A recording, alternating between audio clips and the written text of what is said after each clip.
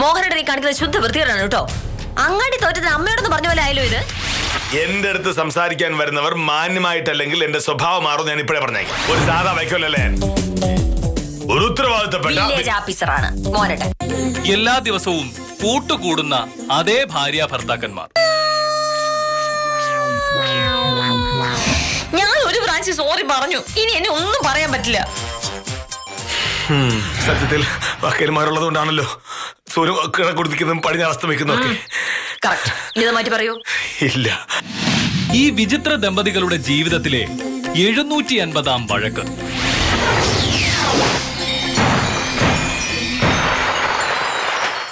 പാഠം 750. അവസാനിക്കാത്ത വഴക്കുകൾ. സമൂഹത്തിലെ പ്രശ്നങ്ങൾക്ക് കാരണം കുടുംബസമാധാനം കുറയുന്നതാണ് എന്ന് പഠനം.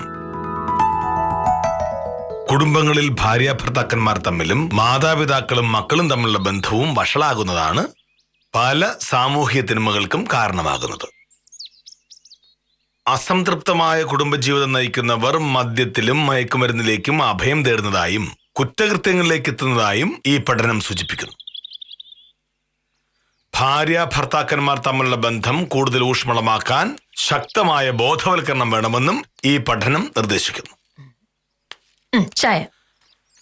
നീ വാർത്ത കണ്ടോ ഭവേ? കുടുംബത്തിൽ സമാധാനമില്ലാത്തതാണ് പല കുറ്റകൃത്യങ്ങൾക്കും കാരണമെന്ന്. ഭാര്യ ഭർത്താക്കന്മാർ തമ്മിൽ വഴക്കുണ്ടാകുന്നതിനാൽ പലരും മദ്യത്തിലും മയക്കുമരുന്നിലും ചെന്നെത്തുന്നു എന്ന്. അതൊക്കെ ചുമ്മാ പറയുന്നല്ലേ മോഹനേട്ടാ. വീട്ടിൽ വഴക്കുണ്ടാകുന്നതിന്റെ പേരിൽ ലഹരിയുടെ പുറകെ പോകാനായിരുന്നെങ്കിലേ അയ്യോ, ഞാനൊരു ദിവസം 1 കിലോ കഞ്ചാവ് കിലോ വലിക്കേണ്ടി വന്നേനെ. എന്താ നോക്കണേ, നമ്മുടെ കല്യാണം കഴിഞ്ഞിട്ട് ഇത്രയും വർഷങ്ങളായില്ലേ, ഇതിനിടയിൽ എന്തെങ്കിലും ഒരു ദിവസമെങ്കിലും മോഹനേട്ടനോട് വഴക്കുണ്ടാക്കായിരുന്നിട്ടുണ്ടോ? ഞാനൊരു പാവമായതുകൊണ്ട് എല്ലാം സഹിക്കുന്നു. ഒരു പാവം. നമ്മൾ തമ്മിൽ 100 വഴക്കുണ്ടായിട്ടുണ്ടെങ്കിൽ അതിൽ 98 നീ ആയിട്ടുണ്ടാക്കിയത്. ഭാര്യ ഭർത്താവിനെ അനുസരിക്കണമെന്ന നാട്ടു നടപ്പ് എത്രയോ നൂറ്റാണ്ടുകളായി നമ്മുടെ നാട്ടിൽ നടപ്പുണ്ട്. ഇന്നതുവരെ നീ അത് ചെയ്തിട്ടുണ്ടോ? അനുസരിക്കാൻ ബുദ്ധിമുട്ടുള്ള കാര്യങ്ങൾ പറഞ്ഞിട്ടുണ്ടെങ്കിൽ അത് അനുസരിക്കാൻ ബുദ്ധിമുട്ട് തന്നെയായിരിക്കും മോഹനേട്ടാ. അനുസരിക്കാൻ പറ്റുന്ന കാര്യം പറഞ്ഞു നോക്ക്, അപ്പൊ ഞാൻ അനുസരിക്കില്ലേ? അങ്ങനെ നിനക്കിഷ്ടമുള്ള കാര്യങ്ങൾ മാത്രം അനുസരിച്ചാൽ പോരല്ലോ. ഒരു വീടാകുമ്പോൾ ഭർത്താവ് പറയുന്ന കാര്യങ്ങളാണ് നടക്കേണ്ടത്. അതങ്ങ് പള്ളി പോയി പറഞ്ഞാ മതി. ആ, അങ്ങനെ മോഹനേട്ടൻ പറയുന്ന സകല കാര്യങ്ങൾ അനുസരിക്കാനേ വേറെ ആളെ നോക്കിക്കൊള്ളണം. ഞാൻ അങ്ങനെ അനുസരിക്കാത്തതിന്റെ പേരിൽ മോഹനേട്ടന് ഭയങ്കര വിഷമം തോന്നുകയാണെങ്കിലേ ഈ പത്രത്തിൽ എഴുതിയിരിക്കുന്ന പോലെ പോയി കഞ്ചാവ് വലിക്കോ കള്ളു കുടിക്കോ ചെയ്തോ, അതായിരിക്കും ബെസ്റ്റ്.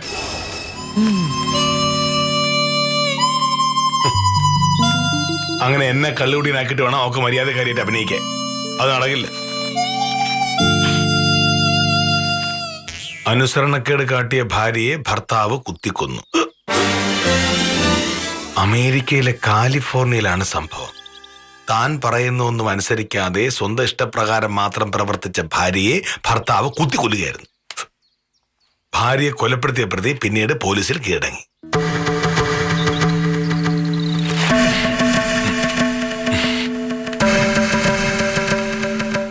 ഭാമേ, നീ എന്താ പറഞ്ഞിട്ട് പോകുന്നത്? നീ അനുസരണക്കേട് കാണിക്കുന്നതിൽ അത്ര വിഷമമാണെങ്കിൽ പോയി കള്ളു കുടിച്ചോ എന്നോ? അനുസരണയില്ലാത്ത ഭാര്യമാരെ കൈകാര്യം ചെയ്യാൻ കള്ളുകൂടി മാത്രമല്ല മാർഗം. വേറെന്താണുള്ളത്? നീ വാർത്ത കണ്ടോ? അനുസരണക്കേട് കാട്ടിയ ഭാര്യയെ ഭർത്താവ് കുത്തിക്കൊന്നു. അമേരിക്കയിലെ കാലിഫോർണിയയിലാണ് സംഭവം. താൻ പറയുന്നതൊന്നും അനുസരിക്കാതെ സ്വന്തം ഇഷ്ടപ്രകാരം മാത്രം പ്രവർത്തിച്ച ഭാര്യയെ ഭർത്താവ് കുത്തിക്കൊല്ലുകയായിരുന്നു. ഭാര്യയെ കൊലപ്പെടുത്തിയ പ്രതി പിന്നീട് പോലീസിന് പോയി കീഴടങ്ങി. എന്ത് കത്തി കുത്തുന്നില്ലേ? കുത്തുമോനട്ടാ. നിന്നെ കുത്തി കൊന്നിട്ട് ഞാൻ ജയിലിൽ പോയി കിടക്കണം, അതല്ലേ എന്റെ ഉദ്ദേശം? അത് നടക്കില്ല. ചുരുക്കി പറഞ്ഞിട്ടുണ്ടെങ്കിൽ നെടുകെ പോകാനും കുറുകെ പോകാനും മോഹനേട്ടൻ സമ്മതിക്കില്ല. രാവിലെ എഴുന്നേറ്റവും മുതൽ ഇന്നത്തെ വഴക്കിന് എന്താണ് കാരണം എന്ന് ആലോചിച്ചോണ്ടിരിക്കുകയായിരുന്നു മോഹനേട്ടൻ. അപ്പോഴാണ് പത്രം കയ്യിലേക്ക് കിട്ടിയത്. അതിലെ വാർത്ത ഓരോന്നിങ്ങനെ വായിച്ച് വഴക്കിനുള്ള എന്തേലും വകുപ്പ് അതിനുണ്ടോ നോക്കിയപ്പോഴാണ് കുടുംബസമാധാനത്തിന് സംഭവം കിട്ടിയത്. അത് കിട്ടിയില്ലായിരുന്നെങ്കിൽ ചെന്നൈയിലെ വെള്ളപ്പൊക്കത്തിന് കാരണം ഞാനായിരുന്നു മോനേട്ടൻ പറഞ്ഞാൽ. സാധാരണ ആദ്യം വഴക്കിനുള്ള കാരണമാണ് ഉണ്ടാവുക, അത് കഴിഞ്ഞ് വഴക്കുണ്ടാവും. ഇവിടെ പക്ഷെ അങ്ങനെയല്ലല്ലോ. ആദ്യം വഴക്കുണ്ടാക്കാൻ തീരുമാനിക്കും. അത് കഴിഞ്ഞിട്ട് വഴക്കിനുള്ള കാരണം അന്വേഷിക്കും. പറയുന്നേട്ടാ നീ ഭയങ്കര മര്യാദക്കാരിയാണെന്ന് തോന്നുമല്ലോ. നമ്മുടെ നാട്ടിലെ എല്ലാ വീട്ടിലെയും പെണ്ണുങ്ങളെ പോലെ നീ പെരുമാറാൻ തുടങ്ങിയാൽ ഇവിടെ ഒരു വഴക്കും ഉണ്ടാവില്ല. ബേക്കറി നടത്തുന്ന പുഷ്കരന്റെ ഭാര്യ സ്നേഹലത നിന്ന് കണ്ടുനോക്ക്. പുഷ്കരൻ പറയുന്നതിനപ്പുറം ഒരു വാക്ക് സ്നേഹലത പറയില്ല. അത് മോഹനേട്ടൻ എങ്ങനെ അറിയാം? അതാണ് പാട്. പുഷ്കരൻ എന്നോട് പറഞ്ഞിട്ടുണ്ട്. ആ, പുഷ്കരൻ ആളൊരു പരമയോഗ്യനാ, ഭയങ്കര സ്നേഹമുള്ള മനുഷ്യൻ. അപ്പൊ എന്തായാലും ഭാര്യ അനുസരിച്ച് പോവല്ലോ. അയ്യോ, അതുപോലെ വല്ല ആണോ ഇവിടുത്തെ അവസ്ഥ? ഇവിടുത്തെ അവസ്ഥയ്ക്ക് എന്താ കുഴപ്പം? ആ, ഒരൊറ്റ കുഴപ്പം മാത്രമേ ഉള്ളൂ മോനേട്ടാ, വഴക്കുണ്ടാക്കാനുള്ള മോഹനേട്ടന്റെ കൊതി. ആ കൊതി മാറിട്ടുണ്ട്, പ്രശ്നമില്ല തീരും. ആ, ഉത്തമ വന്നിട്ടുണ്ട്. പോയി കാര്യം എന്താന്ന് ചോദിക്കുമ്പോഴേക്കും ഞാൻ എന്റെ ജോലികളെല്ലാം തീർത്തു വെച്ചോളാം. ഇത് കറി വെച്ചല്ലേ ഞം ഞം നമുക്ക് വല്ല കഴിക്കാൻ പറ്റൂ? വല്ലതും കഴിക്കാതിരുന്ന വിശക്കൂലേ?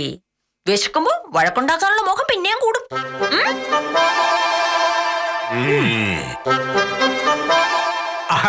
നമസ്കാരമുണ്ട് സാർ. എന്തൊക്കെയുണ്ട് സാറേ വിശേഷങ്ങൾ? എന്റെ വിശേഷങ്ങൾ അറിയാനാണോ ഉത്തമനെ കൊണ്ട് എഴുന്നള്ളിയത്? അതല്ല സാറേ, വക്കീലില്ലേ ഇവിടെ?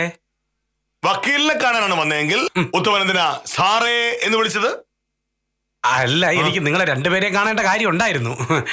അപ്പോ സാറേ എന്ന് വിളിക്കുന്നതാണല്ലോ നല്ലത്. എന്താ? സാറാണല്ലോ ഗ്രഹനാഥൻ. ഉത്തമൻ ആ പറഞ്ഞ ന്യായം. ഉത്തമ, ഓ സാറേ സാറേ, ഒരു കുടുംബത്തിൽ ആണുങ്ങൾക്കാണ് പ്രാധാന്യം എന്ന് ഞാൻ പറഞ്ഞപ്പോൾ അവൾ പറയുകയാണ് പള്ളിയിൽ പോയി പറയാം. പക്ഷേ ഇപ്പൊ ഉത്തമൻ പറഞ്ഞ എന്താ? ഞാനാണ് ഇവിടത്തെ ഗ്രഹനാഥൻ, അതുകൊണ്ട് ഞാൻ പറയുന്നത് മാത്രമാണ് ഇവിടെ നടക്കേണ്ടത്. അത് പിന്നെ അങ്ങനെയല്ലേ സാറേ വേണ്ടത്. പെണ്ണുങ്ങൾ കാര്യം അന്വേഷിക്കുന്ന കുടുംബത്തിന്റെ കാര്യം പോക്കാ. ഒരു ലോക വിവരവും കഴിവില്ലാത്ത കൂട്ടരല്ലേ പെണ്ണുങ്ങള്. അങ്ങനെയുള്ള കൂട്ടർക്ക് ഒരു വീട്ടിലെ കാര്യങ്ങൾ എങ്ങനെ നടത്താൻ പറ്റും? ഈ അടുക്കളയിൽ കയറി എന്തെങ്കിലും തിന്നാ ഉണ്ടാക്കുന്ന കാര്യമാണെങ്കിൽ അവര് മതി. അതുപോലെയാണോ സാറൊക്കെ കൈകാര്യം ചെയ്യുന്ന വലിയ വലിയ കാര്യങ്ങൾ?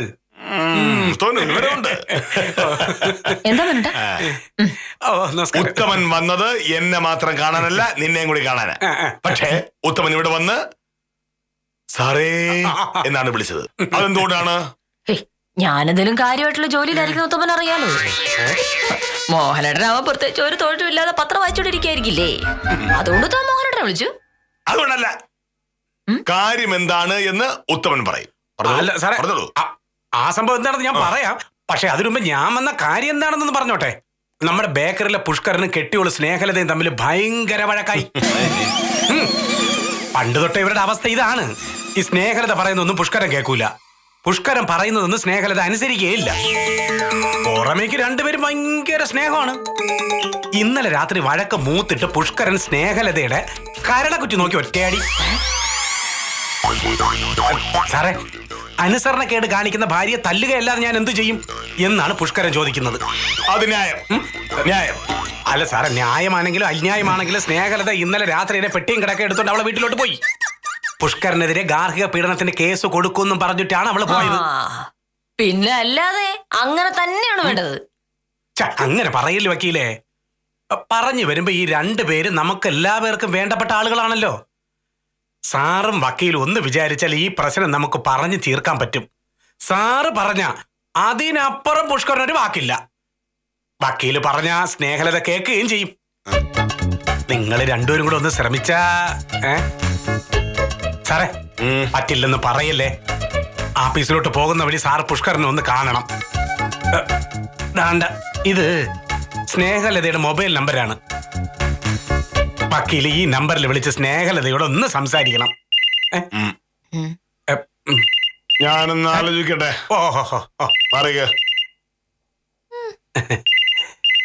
വക്കീലേ, പറഞ്ഞു വരുമ്പോ സ്നേഹലതയുടെ ഭാഗത്താണ് ന്യായം. അവൾ ഉള്ളത് കൊണ്ടാണ് ബേക്കറിയിലെയും വീട്ടിലെയും കാര്യങ്ങളൊക്കെ നന്നായിട്ട് നടന്നു പോകുന്നത്. അപ്പൊ പെണ്ണുങ്ങളെ വിചാരിച്ചാലും കുടുംബം നടക്കും. എന്താണ് സംശയം?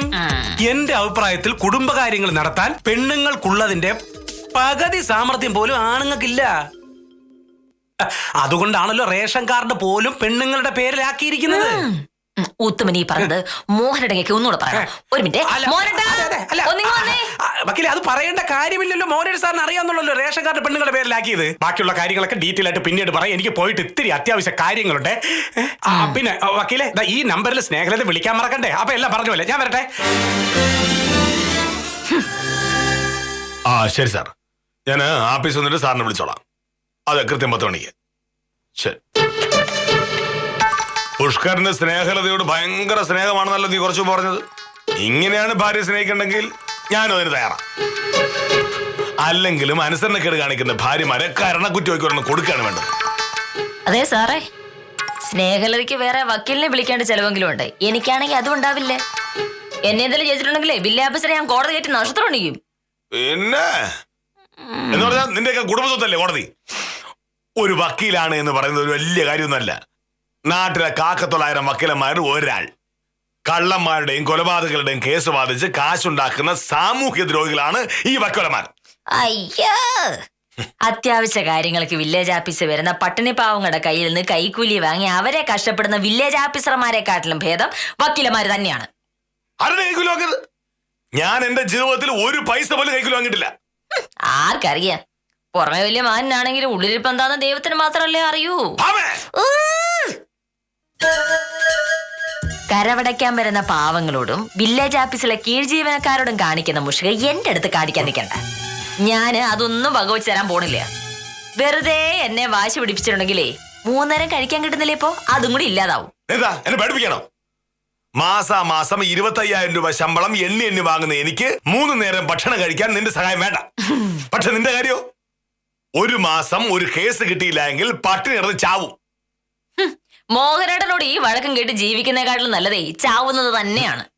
ഓ എന്റെ ഈശ്വര, ഏത് നേരത്താണാവോ ഈ മനുഷ്യന് കല്യാണം കഴിക്കാൻ തോന്നിയത്? എന്നെ കല്യാണം കഴിച്ചോണ്ട് നിനക്ക് ലാഭം വേണ്ടായിരുന്നു. നിന്നെ പോലൊരു അഹങ്കാരിയെ കല്യാണം കഴിച്ചതുകൊണ്ട് എന്റെ ജീവിതമാണ് പോയത്. ആരാത്? എനിക്കറിഞ്ഞൂടാ. എനിക്ക് സൗകര്യമില്ല. തന്നു, ഞാൻ വെച്ചോ.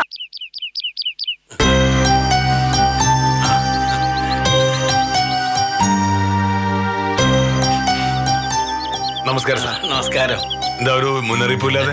മോഹനേഷിനെ കാണാൻ വരാൻ മുന്നറിയിപ്പിലെ കാര്യം വല്ലതുണ്ടോ? ഇത് സുചിത്ര, എന്റെ ഒരു പഴയ ശിക്ഷയാ. സർവരണം നമുക്കകത്തിരിക്കാം. അയ്യോ വേണ്ട, അതിനൊന്നും സമയമില്ല. സുചിത്രയ്ക്ക് നിങ്ങൾ രണ്ടുപേരും ഒന്ന് പരിചയപ്പെടണമെന്ന് പറഞ്ഞു. ഇതുവഴി പോയപ്പോ ഞാൻ കരുതി ഒന്ന് കണ്ടിട്ട് പോകാമെന്ന്. സത്യഭാമയുടെ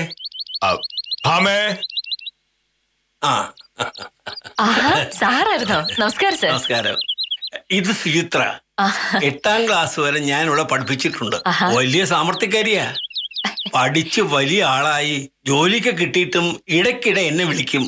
സമയം കിട്ടിയാൽ കാണാനും വരും. അവർ TV എന്ന ടെലിവിഷൻ ചാനലിലാ സുചിത്രയ്ക്ക് ജോലി. ഞങ്ങളുടെ ചാനലിൽ സ്നേഹപൂർവം എന്ന പേരിലുള്ള ഒരു പരിപാടിയുണ്ട്. വിവാഹം കഴിഞ്ഞ് വർഷങ്ങൾ കഴിഞ്ഞിട്ടും വലിയ സ്നേഹത്തിൽ കഴിയുന്ന ഭാര്യ ഭർത്താക്കന്മാരെ പറ്റിയുള്ള പരിപാടിയാ. ഞാൻ കേട്ടിട്ടുണ്ട്. എന്റെ കൂടെ ജോലി ചെയ്യുന്ന വിദ്യാലക്ഷ്മി ആ പരിപാടിയെ പറ്റി എപ്പോഴും പറയും. സുചിത്ര സാധാരണ കാണാൻ വന്നതുപോലെ എന്നെ കാണാൻ വന്നതാ. വന്നപ്പോ ഇവളുടെ പരിപാടിയെ കുറിച്ച് സംസാരിച്ചു. അപ്പോ ഞാൻ പറഞ്ഞു, ഈ ലോകത്ത് ഏറ്റവും അധികം സ്നേഹത്തിൽ കഴിയുന്ന ഭാര്യയും ഭർത്താവിനെയും എനിക്കറിയാവുന്ന മോഹനകൃഷ്ണനെയും സത്യഭാമയും പോലെ പരസ്പരം സ്നേഹിച്ചു കഴിയുന്ന വേറെ ആരുണ്ട് ഈ നാട്ടിൽ? ഗംഗാധരൻ സാറ് അത്രയ്ക്ക് പുകഴ്ത്തി പറഞ്ഞപ്പോ എനിക്കും തോന്നി നിങ്ങളൊന്ന് പരിചയപ്പെടണമെന്ന്. അയ്യോ, പ്രോഗ്രാമിന്റെ അടുത്ത എപ്പിസോഡിൽ നിങ്ങളെ തന്നെ ഉൾപ്പെടുത്താലോ? ഞങ്ങളുടെ പരിപാടി പങ്കെടുക്കുന്നതിൽ വിരോധമൊന്നുമില്ലല്ലോ? അല്ല, ഒരു വിരോധമില്ല, ഒരു വിരോധമില്ല. ഇപ്പൊ മനസ്സിലായോ ഞാൻ പറഞ്ഞ സത്യമാണെന്ന്? ഇക്കാലത്ത് ഇങ്ങനെ സ്നേഹിച്ചു കഴിയുന്ന വേറെ ഭാര്യാഭർത്താക്കന്മാർ എവിടെയുണ്ട്? അയ്യോ, ഇവിടെ മോഹനേട്ടൻ എന്ത് പറയുന്നോ അതാണ് കേട്ടോ എനിക്ക് വേദവാക്യം.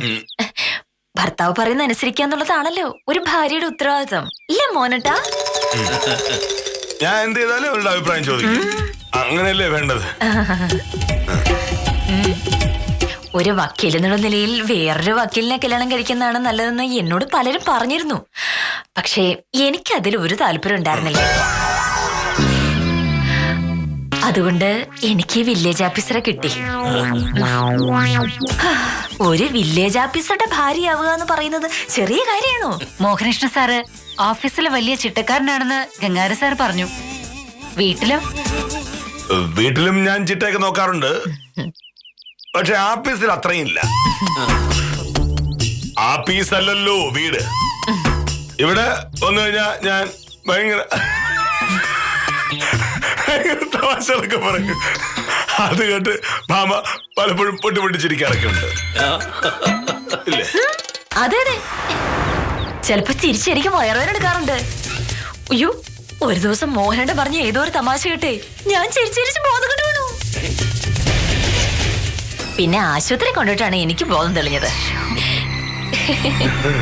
അപ്പോ ഞങ്ങളുടെ എപ്പിസോഡ് കലക്കും. മോഹനകൃഷ്ണൻ സാറ് കുറച്ച് തമാശകളും കൂടി പറഞ്ഞാൽ പ്രേക്ഷകർ ചിരിക്കുമല്ലോ. ആരായാലും ചിരിച്ചു പോവും. ആ സൈസ് തമാശയല്ലേ. വീട്ടുജോലികളിൽ ഭാര്യയെ സഹായിക്കാറുണ്ടോ സാറ്? ആമയ്ക്ക് ഒറ്റയ്ക്ക് ചെയ്യാന്നുള്ള ജോലികളല്ലേ ഇവിടെ ഉള്ളൂ. പക്ഷേ അവർക്ക് വേണ്ടുന്ന എല്ലാ നിർദ്ദേശങ്ങളും കൊടുക്കുന്നത് ഞാനാ. എന്റെ നിർദ്ദേശങ്ങൾക്കനുസരിച്ച് ഓരോന്ന് ചെയ്യുന്നത് കൊണ്ട് ഒരു പ്രശ്നം ഉണ്ടാവാറില്ല. പിന്നെ ഇടയ്ക്കിടയ്ക്ക് മോഹനേട്ടൻ അടുക്കളയെ സഹായിക്കാറുണ്ട് കേട്ടോ. മോഹനേട്ടൻ എല്ലാ അടുക്കള ജോലി അറിയാം. പാത്രം കഴുകാനും പച്ചക്കറി അരിയാനും അങ്ങനെ എല്ലാം അറിയാം. പിന്നെ ഇടയ്ക്കിടയ്ക്ക് പാചകവും ചെയ്യും. മോഹനേട്ടൻ ഉണ്ടാക്കുന്ന കറികൾക്കൊക്കെ എന്തൊരു രുചിയാണെന്നറിയാമോ? അതൊക്കെ വലിച്ചവര് കഴിച്ചാണല്ലോ ഞാൻ ഇത്രയും വണ്ണം വെച്ചത്. മുടിഞ്ഞ രുചിയല്ലേ, ആരായാലും കഴിച്ചു പോവും. എന്തായാലും നിങ്ങളെ പരിചയപ്പെടാൻ കഴിഞ്ഞത് വലിയ ഭാഗ്യമായി. ഭാര്യയെ ഇത്രയ്ക്ക് സ്നേഹിക്കുന്ന ഭർത്താവ് കേരളത്തിൽ വേറെ ഉണ്ടാവില്ല. ഒരിക്കലും ഉണ്ടാവില്ല. അതുപോലെ ഭർത്താവിനെ ഇങ്ങനെ അനുസരിക്കുന്ന ഒരു ഭാര്യയും വേറെ ഉണ്ടാവില്ല. അപ്പൊ പിന്നെ ഞങ്ങൾ ഇറങ്ങട്ടെ. ഓഫീസിലെത്തിയിട്ട് ഞാൻ വിളിക്കാം. നിങ്ങൾക്കും കൂടി സൗകര്യപ്രദമായ ഒരു ദിവസം ഷൂട്ടിംഗ് വെക്കാം. പോരെ? ഓ, അത് മതി. അപ്പൊ ശരി. മോഹനകൃഷ്ണനും സത്യഭാമയും കൂടി ടി വിയിൽ വരുന്ന ദിവസം ഞാനും എന്റെ കുട്ടികളൊക്കെ കൂടി ടി വിയുടെ മുന്നിൽ തന്നെ ഇരിക്കും. അപ്പൊ വരട്ടെ. ശരി.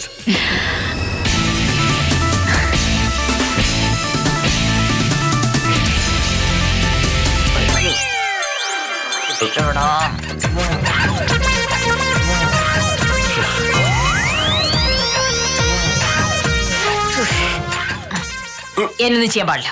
ചെയ്തിട്ടുണ്ടെങ്കിൽ കേസാവും. വില്ലേജ് ഓഫീസർ വിവരം അറിയും. ആരുടെ നിന്റെ അടുക്കളക്കാരൻ?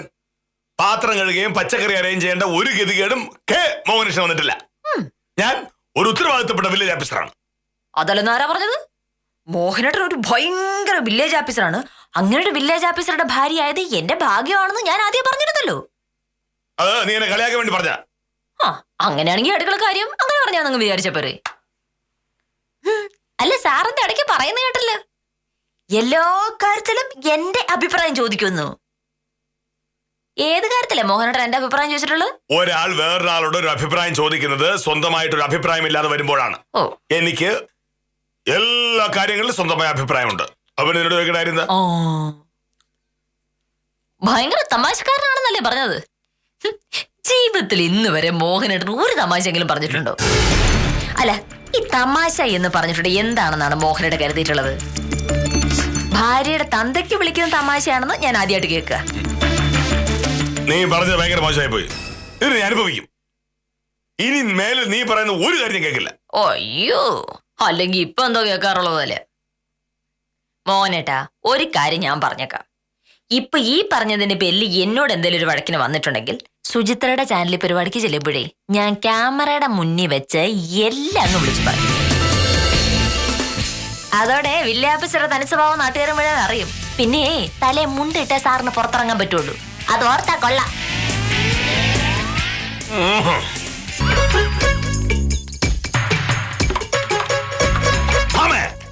നീ ചാനലിൽ പോയിരുന്നതിനെ പറ്റി എന്ത് പറയാനാ?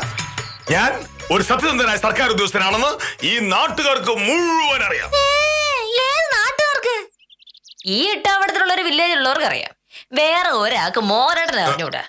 പക്ഷേ ചാനലിൽ പോയിരുന്ന ഞാൻ ഇക്കാര്യമില്ല അങ്ങ് വിളിച്ച് പറയുമ്പോ മോഹനേട്ടൻ നന്നായിട്ട് പിന്നെ അറിയപ്പെട്ടോളൂ. നീ എന്ന് പറയുന്ന മോഹനേട്ടൻ ഒരു എടുത്തുചാട്ടക്കാരനും മുൻകോപിയുമാണ്. മോഹനേട്ടൻ ഒരു അഹങ്കാരിയാണ്. മോഹനേട്ടൻ എന്നോടൊരു അല്പം പോലും സ്നേഹവും ഇല്ല, വിശ്വാസവും ഇല്ല. തരം കിട്ടുമ്പോഴല്ലേ മോഹനേട്ടൻ എന്നെ ചീത്ത വിളിക്കും. ഈ വീട്ടിലെ ഒരു ജോലിയിലും മോഹനേട്ടൻ എന്നെ സഹായിക്കില്ല.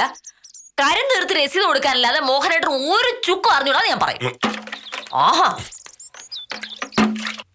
അങ്ങനെയാണെങ്കിൽ ഞാനും പറയും. ഭർത്താവിന് തരുമ്പും ബഹുമാനമില്ലാത്തൊരു ധിക്കാരിയാണ്. ഞാൻ പറയുന്ന ഒന്നും നീ അനുസരിക്കില്ല. നിന്നെ പോലെ ഒരാളെ കല്യാണം കഴിച്ചത് എന്റെ ഗതികേടാണെന്ന് ഞാൻ പറയും. ഹലോ, എന്ത് എന്ത് ഇവിടെ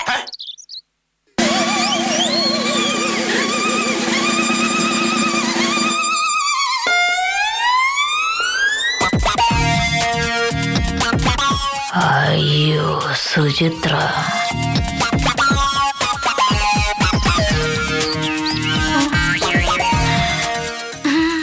ഇതൊക്കെ പറയാനായിട്ട് നിങ്ങൾ ചാനലിലേക്ക് വരേണ്ട ഒരു കാര്യമില്ല. ഓ പരസ്പരം സ്നേഹിച്ചും ബഹുമാനിച്ചും കഴിയുന്ന ഭാര്യ ഭർത്താക്കന്മാർക്ക് വേണ്ടിയുള്ള പരിപാടി അത്. സത്യഭാമയുടെ മൊബൈൽ നമ്പർ ഗംഗാധര സാറിന് അറിയില്ലായിരുന്നു. അതൊന്ന് ചോദിക്കാമെന്ന് കരുതി തിരികെ വന്നതാ. എന്തായാലും വരാൻ തോന്നിയത് നന്നായി. ഇല്ലെങ്കിൽ നിങ്ങളെയൊക്കെ ക്ഷണിച്ചുകൊണ്ട് പോയി ഞങ്ങൾ നാണം കെട്ടേനെ. എന്തായാലും ഗംഗാധര സാറിനോട് ഞാൻ ഒന്നും പറയുന്നില്ല. സാറിന് നിങ്ങളെ പറ്റി വലിയ ബഹുമാനം. അത് ഞാനായിട്ട് കളയുന്നില്ല. അല്ല, എനിക്കറിയാൻ വയ്യാഞ്ഞിട്ട് ചോദിക്ക, ഈ സ്വഭാവം വെച്ച് നിങ്ങൾ ഇത്രയും കാലം എങ്ങനെ ഒന്നിച്ചു ജീവിച്ചു? ഞാൻ വരട്ടെ.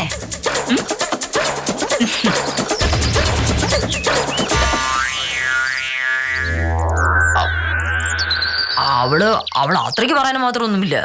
നമ്മുടെ വീടിന് മുറ്റത്ത് വെച്ചാൽ നമ്മള് നമുക്ക് ഇഷ്ടമുള്ള പോലെയൊക്കെ പെരുമാറും അല്ലേ? അതിന് അവക്ക് എന്താണ് കുഴപ്പം? പിന്നല്ലേ, അല്ലേ തന്നെ അവരുടെ ഇതായാലും എന്റെ പട്ടി പോകും. നമ്മളെ വലിയ തേങ്ങ നാട്ടുകാർക്ക് എല്ലാവർക്കും അറിയാം. അതിപ്പോ ചാനൽ വരുന്ന കാര്യമൊന്നുമില്ല. അല്ലാതെ പിന്നെ അല്ലെങ്കിൽ അത്തരം പരിപാടികളൊക്കെ പോകുന്നതേ പരമ ബോറ് തന്നെയാണ്. എനിക്കെന്തായാലും ഒന്നും ഇഷ്ടമല്ല. എനിക്കും എന്റെ മോഹനേട്ടനോട് ഇപ്പോഴും വഴക്കുണ്ടാക്കി ഇങ്ങനെ സുഖമായി ജീവിക്കുന്നതാണ് എനിക്കിഷ്ടം. ഇത്രയും സ്നേഹമായിട്ടിരിക്കുന്ന നമ്മളെ കുറ്റം പറയുന്നവരൊക്കെ എന്താ സംഭവിക്കുന്നത് ആലോചിക്കട്ടെ. നമുക്ക് വഴക്കുണ്ടാക്കാൻ അറിയാം, അതുപോലെ കൂട്ടുകൂടാനും അറിയാം.